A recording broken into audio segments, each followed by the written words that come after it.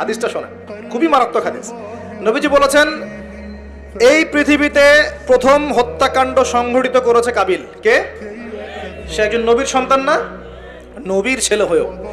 নবীজি বলছেন সাল্লাল্লাহু আলাইহি ওয়াসাল্লাম, এই পৃথিবীতে যত মানুষ খুন হবে, খুন হয় না মানুষ, যত মানুষ খুন হবে, এই সমস্ত খুনের পাপের একটা অংশ কাবিলের আমল নামায় যোগ করা হবে। বলে নাউজুবিল্লাহ। এটাকে বলে গুনাহে জারিয়া। কি বলে? প্রিয় ভাই, আমি তো রিকোয়েস্ট করতেছি আপনাকে, আমি তো আপনাকে শাসন করতে আসি নাই। আমি এসেছি আপনাকে আল্লাহ চেনাতে, আমি এসেছি আপনাকে রাসূল চেনাতে, কোরআন চেনাতে। আপনি মদের দোকান দিয়েছেন, যত মানুষ মদ খাচ্ছে সমস্ত গুনাহ আপনার আমলনামায় যাচ্ছে। একটা হারাম সিনেমা হল করেছেন, যত মানুষ এখানে সিনেমা দেখছে সমস্ত পাপ আপনার হচ্ছে।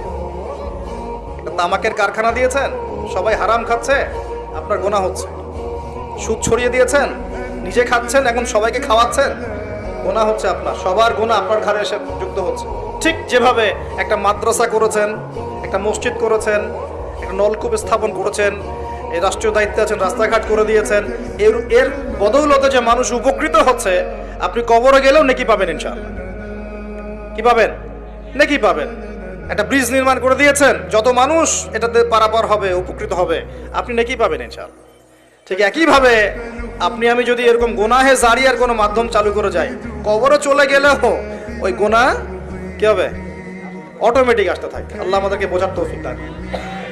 তো এবার